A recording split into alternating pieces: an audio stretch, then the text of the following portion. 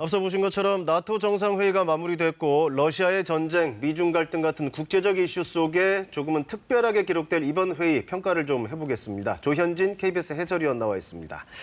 자, 조 의원, 이번 나토 정상회의 이전과는 뭐가 달라졌다고 좀 꼽을 수 있을까요? 예, 그 나토가 1949년도에 창설이 됐는데 네. 이후에 전략 개념이 7번 발표가 됐습니다. 네. 이번에 발표된 새로운 전략 개념은 지난 2010년 이후 12년 만에 나온 것인데요. 이번에 이 전략 개념을 보면 동맹과 안보 전략을 근본적으로 바꿨다는 걸 알 수가 있습니다. 네.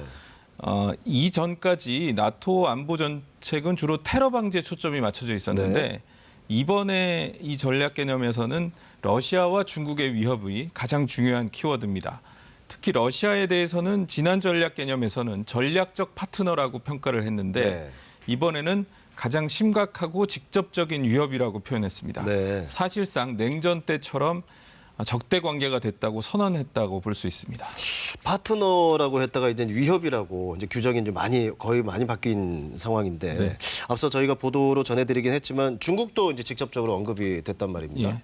나토라는 말이 북대서양 조약기구의 줄임말이잖아요. 네. 그러니까 이게 지리적으로 보면 중국과 직접적인 관계는 없습니다. 그렇죠. 그래서 그동안에 중국을 언급한 적도 없었거든요. 그런데 이번에 중국의 위협을 매우 직접적이고 다양하게 적시를 했습니다. 네. 내용을 보면은 중국의 악의적인 사이버 작전과 대립적인 언사, 허위 정보가 나토 동맹국의 안보를 해친다. 네. 또 주요 기술과 산업시설, 전략적 자재와 공급망을 이용해서 다른 나라를 전략적으로 종속시킨다. 이렇게 네. 표현을 했습니다. 또 중국과 러시아의 전략적 협력이 심화되고 있다면서 중국과 러시아를 공조 세력으로 규정했습니다. 네, 그러니까 들어보니까 여러 방면에서 왜 위협이라고 자기네가 규정을 하는지 구체적으로 좀 적시를 하고 있는 것 같네요. 자, 그런 식으로 이제 러시아에 대해서 위협이라고 규정을 하고 중국을 도전이라고 판단을 하고 그러면서 이런 일종의 논리를 인도 태평양 지역으로 넓혀가는 그런 모양새 아닙니까? 네, 그렇습니다. 인도 태평양 지역의 중요성에 대한 언급이 많았는데요. 네. 인도 태평양 지역에서 일어나는 상황이 유럽 대서양 지역 안보에 직접적인 영향을 미칠 수 있다는 점에서 나토에게 매우 중요하다. 이렇게 네. 말을 했고 공동 안보 이익에 대응하기 위해서 아태 지역 파트너들과 협력을 강화할 것이라고 명시를 했습니다. 네네. 북한에 대해서는 지속적인 핵미사일 개발국이라면서 이란, 시리아와 묶어서 두 차례 언급을 했습니다. 네. 또 하나 주목해야 될 게 이 항행의 자유라는 말을 쓰면서 이걸 수호하겠다 이렇게 적시를 했는데 네. 나토가 중국 견제를 위해서 인도 태평양 지역으로까지 활동 범위를 넓히는 근거를 마련한 게 아니냐 이런 평가가 나옵니다. 그렇게 볼 수 있겠네요. 네.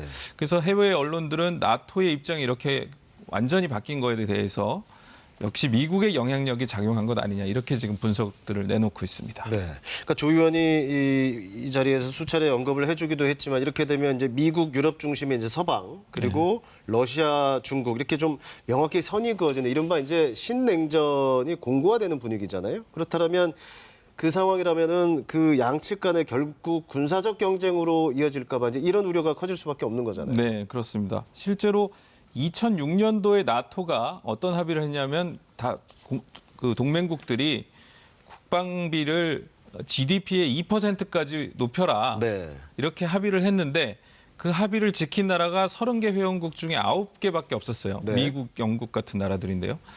그런데 이번에 독일을 비롯한 19개 회원국이 내후년까지 2% 목표를 달성하겠다 이렇게 밝혔습니다. 네. 이에 따라서 2차 대전 패전 이후에 군사력 강화를 억제해왔던 독일까지도 막강한 군사력을 다시 갖게 될 전망입니다. 네. 그럼 군사력 부분 좀 더 들어가서 네. 그러면 어디에 어느 정도 그런 식으로 군사력이 좀 강화된다고 좀 평가가 될 수 있나요? 역시 미국이 이제 핵심인데요. 그렇죠. 냉전 시대에 유럽에 주둔했던 미군이 한 30만 명에서 40만 명 정도로 왔다 갔다 할 정도였거든요.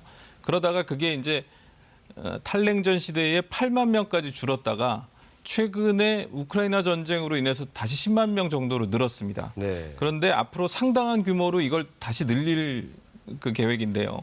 우선 신속 대응국을 군이 기존에 4만 명 수준인데 이걸 30만 명까지 늘리기로 했습니다. 네.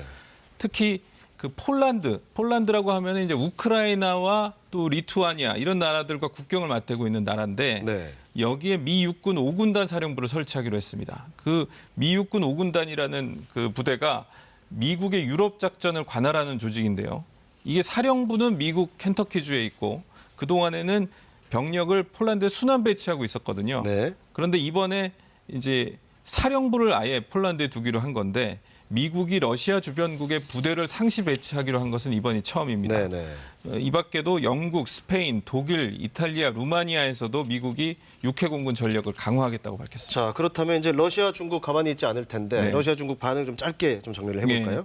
일단 푸틴 대통령 그 투르크메니스탄을 방문해가지고 우리를 위협하는 곳에 똑같은 위협을 가하겠다.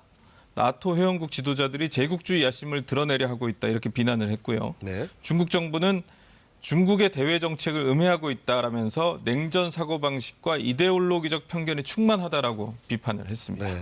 자, 이런 상황에 이제 우리 정부는 이미 방향을 정한 것 같은데 이제 과연 그게 우리 국익에 옳은 방향인지는 좀 따져볼 필요가 있을 것 같습니다. 여기까지 듣겠습니다. 조현진 해설위원이었습니다.